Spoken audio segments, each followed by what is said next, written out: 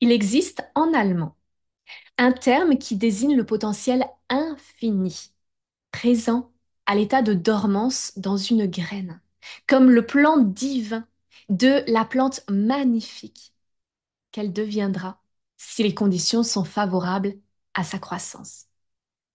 Alors le terme en lui-même, je ne m'en souviens plus, mais j'aime l'idée que ce concept existe et je vous pose la question, avez-vous conscience et vous autorisez-vous à croire dans le potentiel infini des graines que vous semez aujourd'hui dans votre entreprise?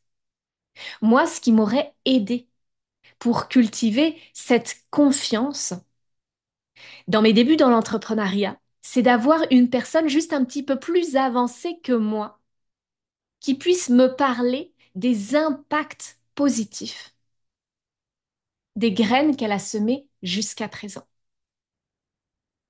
Pas une personne qui a 10 ans d'avance sur moi dans l'entrepreneuriat et qui ne se souvient même plus des problématiques qu'elle a rencontrées au début, puis de ce qui a fait réellement son succès. Non, une personne qui a 1 an, 2 ans, peut-être 3 ans d'avance sur moi, sur son cheminement entrepreneurial, et puis qui se souvient très bien de comment est-ce que ce succès s'est créé, s'est constitué petit à petit. Et c'est ce que j'ai envie de vous partager aujourd'hui à travers l'analyse de ma chaîne YouTube et de son succès. Ma chaîne YouTube Devenir Intuitif qui a près de 30 000 abonnés au moment où je vous fais cet épisode. Cette chaîne YouTube, j'ai envie de vous en parler parce que je pense que pour plusieurs d'entre vous, vous m'avez connu par ce biais-là.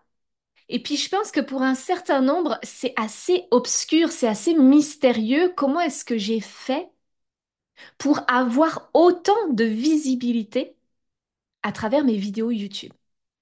Et puis j'ai envie de vous parler aussi de l'impact aujourd'hui de cette visibilité à travers ma chaîne YouTube sur le déploiement de mon activité, d'autant que c'est un sujet un peu particulier que je vais aborder avec vous, étant donné que ma chaîne YouTube traite du cycle de la fertilité, et puis que, entre-temps, eh bien moi, j'ai changé de clientèle. Et je m'adresse aujourd'hui spécifiquement aux entrepreneurs. Donc, en quoi est-ce que cette chaîne YouTube continue de nourrir ce que je déploie aujourd'hui? Eh bien, c'est de tout ça dont j'ai envie de vous parler.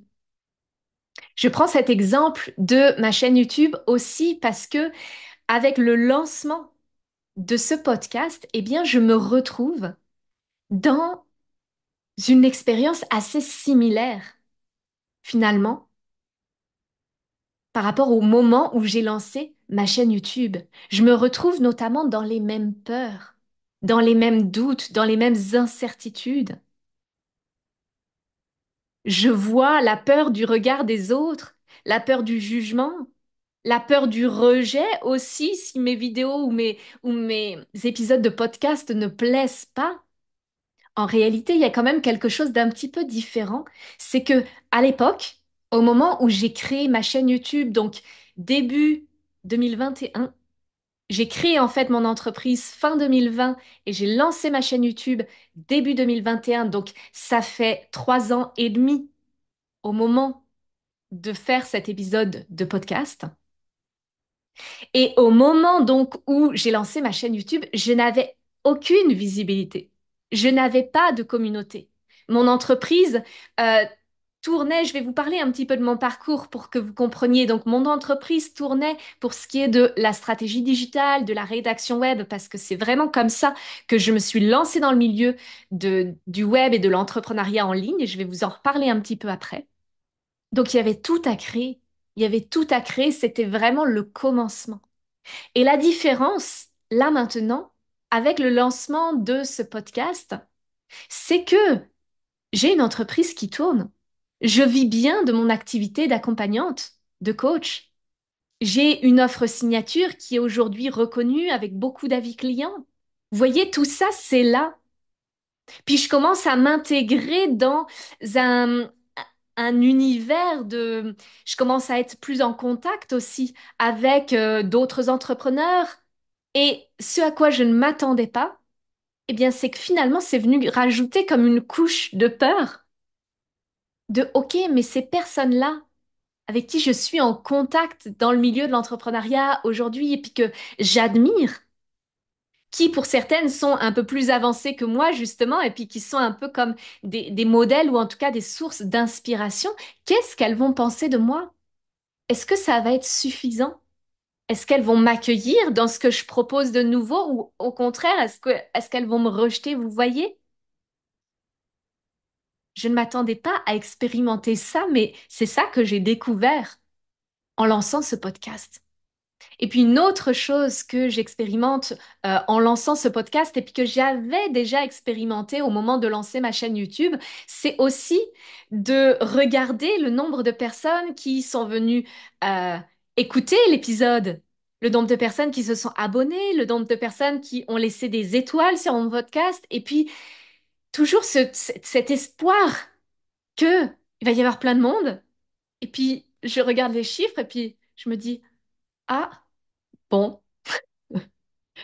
Ok, ben ça va se faire petit à petit. Mais je me souviens exactement de la même chose avec ma chaîne YouTube.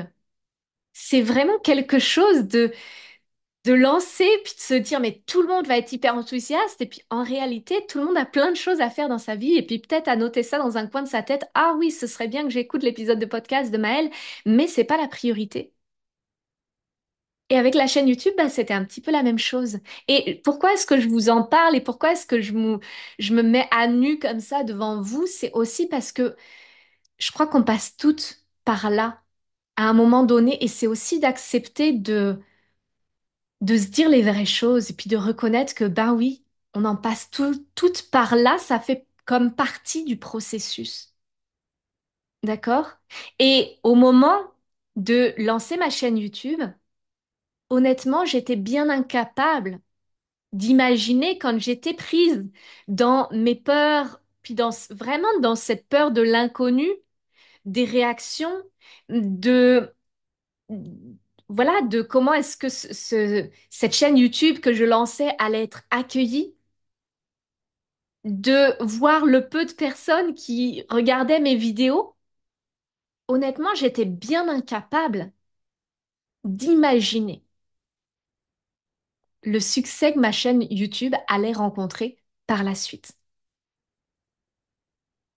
Puis c'est pour ça que vraiment j'avais envie de vous amener cette notion du potentiel infini qui réside déjà à l'état de dormance dans la graine, c'est qu'en réalité le potentiel il était déjà là. Mais moi simplement, je ne le voyais pas, je ne le contactais pas. J'avais juste ce truc à l'intérieur qui disait vas-y, continue, persévère et puis on va bien voir. Et puis ce que j'avais aussi pour le lancement de cette chaîne YouTube et j'ai envie de vous en parler pour vous permettre de comprendre, OK, qu'est-ce qui m'a fait, qu'est-ce qui m'a permis de gagner en visibilité si rapidement avec la chaîne YouTube. Ça vient de mon parcours, ça vient de mon expertise dans le référencement naturel, dans le fait de trouver les bons sujets de vidéos qui vont attirer beaucoup de monde. Et puis j'ai vraiment envie de vous parler de ce mécanisme-là.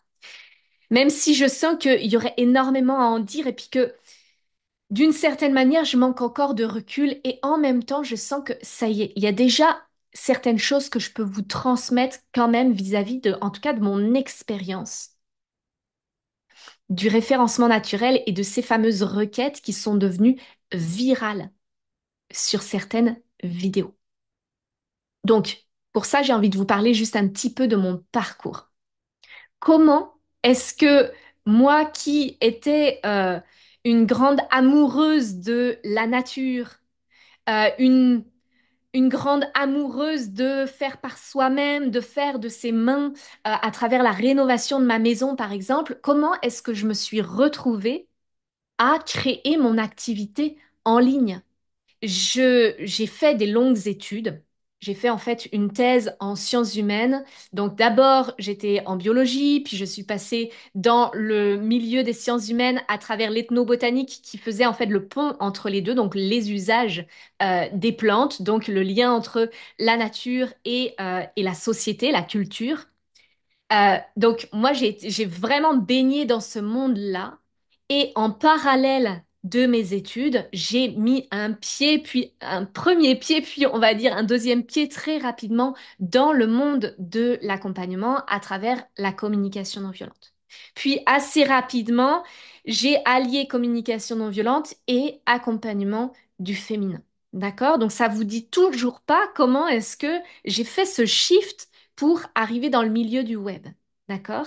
Eh bien, le shift, il s'est passé au moment de la grossesse, enfin de ma première grossesse, en fait, quand j'étais enceinte de Diane, et où vraiment, à un moment, donc à cette période-là, c'était après ma thèse, j'étais au chômage, et à un moment, ça a fait tilt, je me suis dit, mais en fait, c'est évident.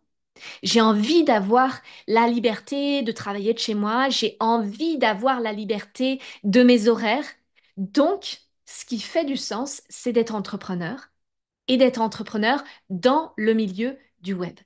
Puis à ce moment-là, j'ai découvert d'abord la rédaction web et c'est ça qui m'a permis en fait de mettre un pas dans le monde vaste, hyper vaste de l'entrepreneuriat en ligne. D'accord? Donc pendant la grossesse de Diane, enfin pendant ma première grossesse quand j'étais enceinte de Diane, eh bien je me suis formée à la rédaction web SEO. C'est quoi la rédaction web SEO? C'est de rédiger en s'aidant en fait de mots-clés bien choisis qui ont des chances d'être d'être visibles dans les recherches Google. Donc, c'est l'idée, en fait, d'écrire, par exemple, des articles de blog ou des pages d'un site en se basant sur des mots-clés que les internautes pourraient rechercher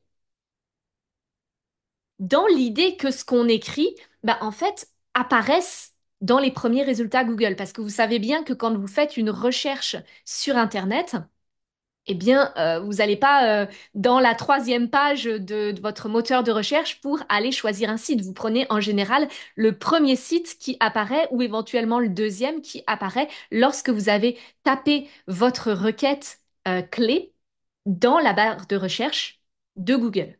On est d'accord.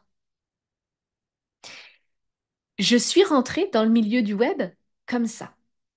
D'accord? Et très vite, je me suis dit, bah, ça finalement, c'est le côté alimentaire de mon activité, ce qui fait que quand j'ai déployé, en fait, enfin, quand j'ai créé mon entreprise, dès le premier mois, mon activité était rentable, me permettait de vivre grâce à cet aspect rédaction web.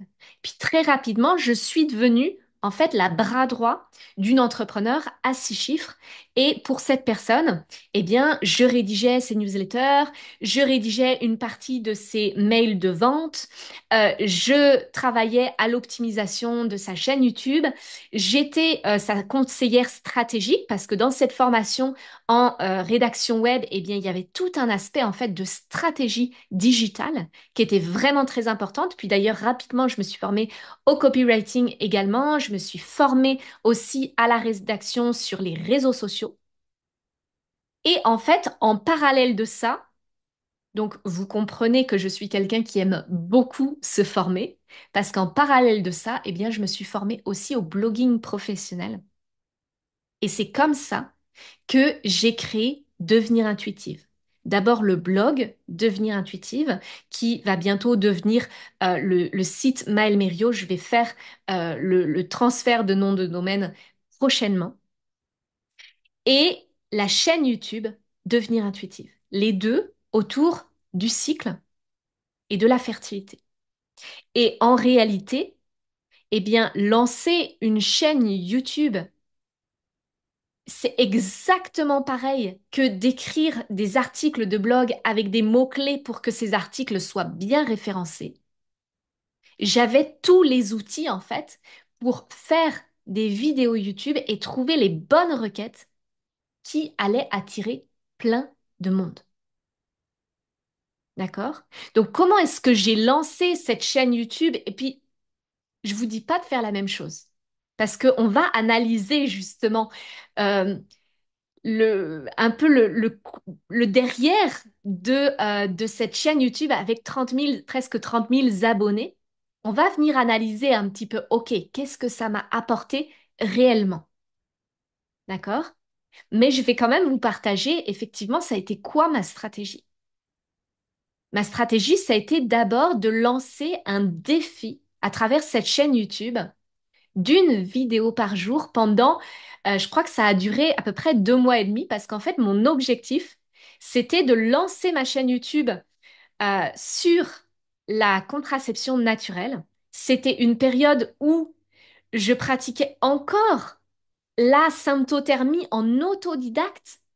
J'avais appris toute seule avec les ressources en ligne et puis là, je partageais mes connaissances. Dans un premier temps, sans aucun accompagnement, enfin, c'était vraiment juste dans l'idée de partager, même si j'avais l'idée un jour d'en faire mon métier. Et puis c'est à ce moment-là que j'ai commencé à me former. Du coup, d'abord pour moi, et puis ensuite pour accompagner des femmes en symptothermie. Mais au départ, ce défi que j'ai lancé, bah, c'était vraiment, voilà, je vous transmets comment est-ce que moi j'ai découvert avec telle et telle ressource en ligne, comment est-ce que j'ai appris la symptothermie en autodidacte, puis qu'est-ce que j'ai découvert, et puis donc la symptothermie, pour celles qui ne connaissent pas, c'est une méthode très précise, très rigoureuse d'observation du cycle à travers d'un côté les symptômes de la fertilité, euh, voilà, notamment la glaire cervicale, et puis de l'autre, l'analyse précise de notre température le matin au réveil, de notre température basale, donc vraiment la température très précise qui permet de savoir en fait de manière euh, vraiment précise le moment du cycle où on a ovulé. D'accord? Donc c'est une méthode qui peut servir à la fois d'observation de soi et à la fois de contraception naturelle et d'aide à la conception. Aujourd'hui, je ne conseille plus de la pratiquer en autodidacte. Mais à l'époque, en tout cas, c'est vrai que moi, c'est comme ça que j'ai démarré. Donc pendant 2 mois, j'ai fait une vidéo par jour et ces vidéos, j'ai essayé dans la mesure du possible parce que parfois c'était aussi pour répondre aux questions ou aux questions que les personnes pouvaient se poser ou les questions de certaines internautes. Mais sinon, dans l'ensemble, j'ai essayé de faire des vidéos où je choisissais des requêtes qui me semblait pertinente. Et c'est vrai que j'avais une méthodologie de recherche. J'allais voir un petit peu ce qui se faisait. Je regardais quel type de requêtes étaient proposées dans les suggestions YouTube. Est-ce qu'elles avaient déjà été traitées en vidéo? Ce genre de choses, ce genre de stratégie. J'ai beaucoup fait ça avec ma chaîne YouTube et j'ai réussi à trouver comme ça des requêtes qui n'avaient jamais été traitées en vidéo. Et donc, bah, il y en a certaines qui n'ont pas particulièrement marché parce que il n'y avait pas de potentiel énorme sur ces requêtes, mais il y en a d'autres qui ont complètement explosé. D'accord? Et c'est vraiment ces vidéos qui ont explosé qui m'ont rapporté énormément de visibilité. Pour la petite histoire, certaines de ces vidéos, aujourd'hui, elles ne sont même plus accessibles sur ma chaîne YouTube. J'ai décidé de les enlever. Pourquoi? Parce qu'en réalité, ce que j'ai observé avec cette stratégie d'aller chercher les bonnes requêtes, les requêtes stratégiques, mais sur des sujets qui n'étaient pas les sujets qui me faisaient pleinement vibrer. Parce qu'en réalité, c'était quoi ces requêtes avec du potentiel, du haut potentiel de visibilité? Ben, c'était par exemple combien de jours après les règles puis-je faire l'amour sans tomber enceinte? Par exemple, ça, typiquement, c'était une requête qui était tapée dans la barre de recherche YouTube, et puis je voyais qu'il n'y avait pas de vidéo qui répondait à ça. Moi, j'ai fait une vidéo là-dessus, mais elle a dépassé les 100 000 vues très, très facilement, et elle m'a apporté énormément d'abonnés.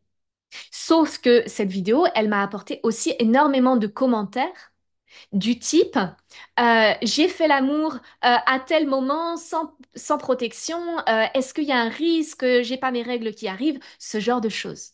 Très trivial. Et puis je peux vous dire que ça m'a vite saoulée. D'accord? Donc à un moment, ces vidéos et puis cette visibilité, je me suis dit, ben ouais, c'est bien, mais honnêtement, ça m'apporte pas du tout les bonnes personnes. D'accord? Donc là déjà, vous voyez un petit peu l'envers du décor. C'est-à-dire que oui, en termes de stratégie, c'était très pertinent. Ça m'a apporté énormément de visibilité. En termes, en fait, si ma stratégie, c'est la visibilité, oui, c'était très pertinent. Mais en réalité, ce que j'ai observé et puis qui m'a pas mal déçu, bon, déjà, c'est tous ces commentaires où je voyais bien que non, ces personnes qui regardent ces vidéos en particulier, c'est pas les personnes que j'ai envie d'attirer en réalité. Puis c'est jamais des personnes qui prendront un accompagnement avec moi. C'est justement les personnes qui viennent sur le web et qui essayent de trouver la solution miracle. Là où quand même je me sentais en accord avec moi dans le fait de traiter ces thématiques, c'est que vraiment je les amenais toujours avec mon regard, avec ma couleur et puis toujours avec cette volonté d'essayer d'éduquer les personnes à voir qu'en réalité, ben, ça demande une très bonne connaissance de soi, de, de pratiquer la contraception naturelle. Ça demande une connaissance extrêmement fine et extrêmement rigoureuse de soi. Puis j'essayais à chaque fois dans mes vidéos d'amener ça et en même temps, quand je voyais les questions qui étaient posées, je me rendais bien compte, je voyais bien que les personnes ne me suivaient pas. La plupart des personnes ne me suivaient pas dans ce degré de précision et de subtilité-là. Et je me suis dit, OK, en réalité, c'est pas au service et puis c'est pas ça que j'ai envie de créer. Donc, un certain nombre de ces vidéos-là qui pourtant faisaient fureur, bah, j'ai décidé de les supprimer. D'accord?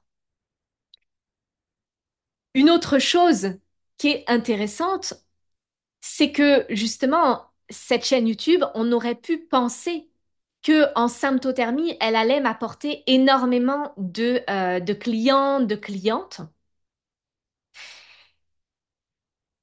En réalité, donc, vous avez compris que quand j'ai lancé cette chaîne YouTube, j'étais encore en cours de formation en symptothermie. Donc d'abord pour moi, puis ensuite pour accompagner les femmes. Donc ça a pris du temps, ça a pris 2 ans en fait pour que je sois habilitée à accompagner des personnes. Et encore parce que c'était la phase où j'étais sous supervision.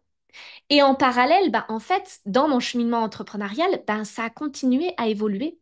Parce qu'en parallèle de ça, je vous l'ai dit, moi, ce qui me permettait de vivre de mon activité d'entrepreneur, eh bien, c'était notamment d'être la bras droit de cet entrepreneur à 6 chiffres. Et puis, j'ai adoré la mission que je faisais à ses côtés. Et puis, j'adorais déployer en parallèle mon activité. J'avais à la fois cette joie d'aider cette personne à déployer son activité, puis cette joie de déployer ma propre activité. J'avais tout mon bagage en termes de rédaction web, en termes de stratégie digitale, je commençais à être très formée parce que cette formation en blogging professionnel que j'ai faite, eh bien, c'est une formation à travers laquelle j'ai appris le marketing, j'ai appris à faire des lancements, j'ai appris vraiment à être une entrepreneur en ligne, à créer mon offre, à la proposer, à créer mon écosystème sur ma chaîne YouTube, sur mon blog, sur mes réseaux sociaux. Vous voyez, j'ai tout construit en fait pendant ces 2 années-là. Et puis, de fil en aiguille, j'ai commencé à sentir à travers quand même cet accompagnement autour du cycle de la fertilité que il y avait quelque chose qui n'était pas suffisant pour moi, il y avait autre chose qui m'appelait. Et puis le coaching, ma formation de coaching, elle est vraiment comme venue appuyer ça que, ok, en fait, j'ai tellement, tellement envie d'accompagner les entrepreneurs. C'est plus fort que moi. J'accompagne une entrepreneur à 6 chiffres dans mon quotidien. Je déploie mon activité d'entrepreneur. Je suis ultra formée en stratégie digitale, en marketing. Puis à la fois, ben, j'ai cette connaissance du cycle et puis du féminin, de la communication non violente aussi qui me permet d'accompagner les femmes à se déployer, mais tout en se respectant dans leur rythme, dans leurs besoins, dans leurs limites, dans leurs aspirations profondes. C'était plus fort que moi, c'était ce qui m'appelait profondément. Donc, en parallèle, en fait, fin 2022, début 2023, en parallèle, j'ai à la fois lancé mes accompagnements en symptothermie parce que ça y est, je pouvais enfin officiellement accompagner des femmes en symptothermie. Et puis, en parallèle, j'ai commencé à proposer mes premiers accompagnements de coaching. Et ce qui s'est passé à ce moment-là, même si j'avais déjà conscience que, OK, à travers ma chaîne YouTube, il y avait plein de personnes que j'attirais et qui ne correspondaient pas vraiment aux personnes que j'avais envie d'appeler. Il y avait déjà cette espèce de ras-le-bol par rapport à ma chaîne YouTube de dire non, mais en réalité, c'est pas ça que j'ai envie de créer. Je suis comme en train de créer une forme de visibilité désalignée parce que je vois bien que ces vidéos qui me rapportent énormément de visibilité, d'une certaine manière, elles m'amènent pas les bonnes personnes. Donc, j'avais conscience de ça. Et en même temps, ce dont j'avais pas conscience, et ça a été vraiment magique de le voir, c'est que, bon, il y a eu quelques personnes qui sont venues en accompagnement de symptothermie avec moi sur l'année 2023. Bon, je suis partie en congé maternité en août, hein, euh, mais sur l'année 2023, j'ai eu à peu près une dizaine de personnes en symptothermie, puis je dirais un petit peu plus que ça, peut-être une quinzaine de personnes en coaching. Il y en a certaines qui avaient les deux, en fait, la symptothermie et le coaching. D'accord? N'empêche que, voilà, il y a eu quelques personnes qui sont venues de la symptothermie et puis c'était assez normal. Je veux dire, il y avait quand même cette communauté qui était créée. Puis je leur envoyais une newsletter très régulièrement. J'étais présente sur les réseaux sociaux. Il y avait ma chaîne YouTube qui, bien sûr, leur avait parlé. Mais ce que j'avais pas imaginé, c'est que les femmes qui allaient venir me voir pour déployer leur activité, les entrepreneurs, quand j'ai commencé à faire ce tournant dans ma clientèle début 2023, eh bien, en fait, les entrepreneurs qui sont venus me voir, mes premières clientes, elles sont venues elles aussi grâce à ma chaîne YouTube. Même si le thème que j'abordais sur cette chaîne YouTube n'avait absolument rien à voir. Enfin, c'est pas tout à fait vrai, justement. Ça n'avait pas absolument rien à voir.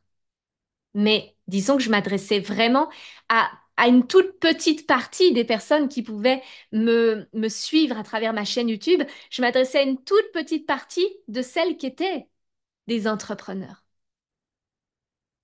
Et en même temps, bah, à travers cette chaîne YouTube, où j'ai vraiment toujours fait le choix de rester dans mon authenticité, dans ma vérité, dans ma spontanéité, parce que j'ai jamais préparé le script de mes vidéos. J'y ai toujours été comme ça dans le feu de l'action, on va dire. Eh bien, ces personnes-là, elles connaissaient ma couleur.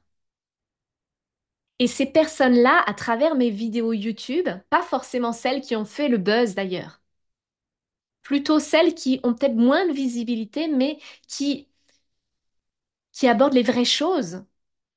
Ces femmes-là, avant de les accompagner dans leur entreprise, pour la plupart, eh bien, elles avaient d'abord découvert mes vidéos YouTube et puis elles avaient appris à mieux se connaître, à mieux connaître leur cycle, à trouver des repères, à prendre confiance en elles à travers mes vidéos YouTube.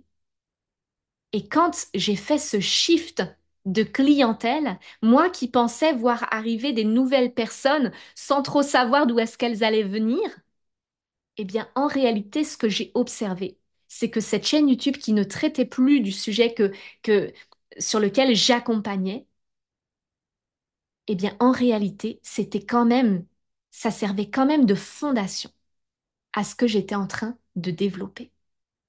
Donc, j'avais vraiment envie d'amener ce sujet-là de ma chaîne YouTube et puis de l'analyser avec vous pour à la fois vous permettre de voir que moi, une des récoltes énormes que j'ai faites grâce à cette chaîne YouTube, ça a été de voir que, OK, la visibilité, oui, mais auprès des bonnes personnes. Parce qu'avoir une communauté gigantesque, mais totalement désalignée, avec, je peux vous dire, hein, il y a une période quand j'avais ces vidéos YouTube en ligne qui faisaient le buzz, mais je sais pas, j'avais enfin, j'avais peut-être 10, 30 commentaires dans la semaine. Vous voyez le travail que ça demande de venir répondre à des commentaires qui n'ont absolument rien à voir avec ce que j'ai envie de transmettre et ce qui fait du sens pour moi de partager. Donc, une des plus grandes récoltes avec cette chaîne YouTube, ça a été de me dire, oui, je veux gagner en visibilité pour déployer mon activité, mais pas n'importe comment. Et puis, je fais le choix que certaines vidéos, bah oui, je les garde parce que selon moi, elles sont d'utilité publique. On a besoin de... les femmes ont besoin de connaître leur corps, de connaître leur cycle, de connaître leurs signes de fertilité, de se familiariser avec leur glaire cervicale, qui est quand même un tel repère dans la vie, dans le cycle d'une femme, quand elle commence à la connaître, quand elle sait l'observer, quand elle sait ce que ça veut dire. D'accord? Donc, il y a certaines de ces vidéos YouTube que, bien sûr, je garde parce que pour moi, elles sont d'utilité publique. Et en même temps, bah, il y en a eu d'autres, j'ai fait le choix de les enlever. Même si ma chaîne YouTube grandit moins vite, ça n'a aucune importance pour moi. Parce que je voyais bien que c'était pas celle-là qui m'apportait les bonnes personnes. D'accord? Donc, premier enseignement de cette chaîne YouTube, pour moi, est vraiment fondamental. Ça a été ça. Oui, la visibilité, oui, j'en veux, mais pas n'importe comment. Un autre enseignement, ça a été aussi de me dire, mais moi, faire des vidéos YouTube à travers des requêtes que moi-même je ne taperai pas sur les moteurs de recherche, ça ne fait aucun sens pour moi en réalité, même si, encore une fois, le potentiel visibilité est énorme, je m'en fous. J'ai pas envie de faire des vidéos à travers des sujets qui finalement ne me nourrissent pas pleinement. D'accord? Et par rapport à ça, j'ai envie de vous partager que moi, il y a eu un moment, d'ailleurs, les articles de blog, pour l'instant, je suis plus capable d'en écrire. Et puis c'est pareil, les vidéos YouTube, j'ai essayé de reprendre un petit peu début 2024 avec des vidéos sur l'entrepreneuriat. Et puis en fait, je me suis dit que non, vraiment, j'avais plus envie de travailler à partir de ces mots-clés, à partir de ce référencement, même si, dans un sens, je suis sûre que ça peut être vraiment au service. Et en même temps, j'observais aussi que ben, les requêtes qui fonctionnent, malheureusement, les requêtes mainstream, d'une certaine manière, ben, c'est pas ces thèmes-là que j'ai envie d'aborder. C'est pas comme ça que j'ai envie de partager l'information, de transmettre ce que j'ai à transmettre. C'est aussi pour ça, d'ailleurs, que je me suis tournée vers le podcast et puis que je me suis dit, mais en réalité, j'ai envie, moi, d'avoir cette liberté de vous parler des sujets que je veux, qui me semblent faire du sens pour moi. C'est comme ça que j'ai envie de gagner en visibilité. Et peut-être que ça ira plus doucement. Je peux pas savoir, je peux pas prédire. Peut-être que ça va prendre du temps à se déployer, peut-être plus de temps que la chaîne YouTube, j'en sais rien. Mais ce que je sais et ce que je sens, c'est que c'est nourrissant pour moi d'aborder ces thématiques-là avec la liberté du podcast où j'ai pas à me poser la question en termes de mots-clés, de stratégie, de référencement. Il y a tellement de manières de se déployer en ligne aujourd'hui que donnez-vous la liberté d'aller vers ce qui vous attire, ce qui vous plaît vraiment. D'accord? Donc ça a été vraiment deux enseignements importants pour moi. Et en même temps, un troisième enseignement important, ça a été vraiment de voir que, OK, cette chaîne YouTube, ben, malgré tout, même si j'ai fait un vrai tournant dans ma clientèle d'âme, puis qu'aujourd'hui, les clientes entrepreneurs que j'accompagne, elles ne me connaissent pas nécessairement par cette chaîne YouTube, elles ne sont pas nécessairement passées par là. Mais en réalité, ce que j'observe, c'est qu'il y en a quand même beaucoup qui sont venus par ce biais-là, du cycle de la fertilité à travers ma chaîne YouTube, et qui sont devenus des clientes comme ça. Ça veut dire aussi que aujourd'hui, même si vous ne savez pas précisément où vous en serez dans 5 ans ou dans 10 ans, même si vous n'êtes pas nécessairement 100% au clair sur votre clientèle d'âme, sur votre offre, sur les accompagnements que vous allez déployer, ça n'a pas d'importance. Si vous vous sentez détentrice d'un message, si vous sentez que vous avez des choses à transmettre, alors allez-y. Parce qu'en réalité, ça servira toujours de socle si vous y allez avec votre cœur, avec votre authenticité. Ça servira de socle à ce que vous allez construire par la suite. Même si vous êtes amené à changer de clientèle à un moment donné ou à changer de domaine d'expertise à un moment donné, voyez comment ça a fonctionné pour moi. Puis vraiment, je vous le dis, moi j'étais surprise de voir que au moment de lancer mon offre signature entrepreneur magnétique et fertile, qui est toujours mon accompagnement phare aujourd'hui, eh bien finalement les personnes qui se sont senties prêtes, qui se sont senties appelées dès le départ et qui ont fait que mon activité d'accompagnante s'est déployée très rapidement, les personnes qui se sont senties appelées, eh bien c'est celles qui me connaissaient déjà dans ma couleur, dans mon approche, dans mon authenticité, dans ma spontanéité, à travers ma chaîne YouTube. Je suis curieuse de savoir comment résonne pour vous le thème du jour, si vous avez envie de me partager en commentaire ce que ça vous fait que de m'entendre vous parler de cette chaîne YouTube et puis des impacts positifs et moins positifs de cette chaîne. Mais en tout cas, voilà, si vous avez envie de me partager ce que ça fait pour vous, je vous invite à me l'écrire en commentaire. J'aurai grand plaisir à vous lire. Et si vous souhaitez découvrir comment entreprendre, se déployer tout en honorant sa nature et ses aspirations profondes, je vous invite à recevoir gratuitement ma formation offerte puissante 100% vivante. C'est 5 puissantes masterclass pour connecter à votre force de vie au service de votre succès. Je vous mets le lien pour la recevoir gratuitement dans la description de cet épisode. Et puis je me réjouis de vous retrouver bientôt pour un prochain épisode.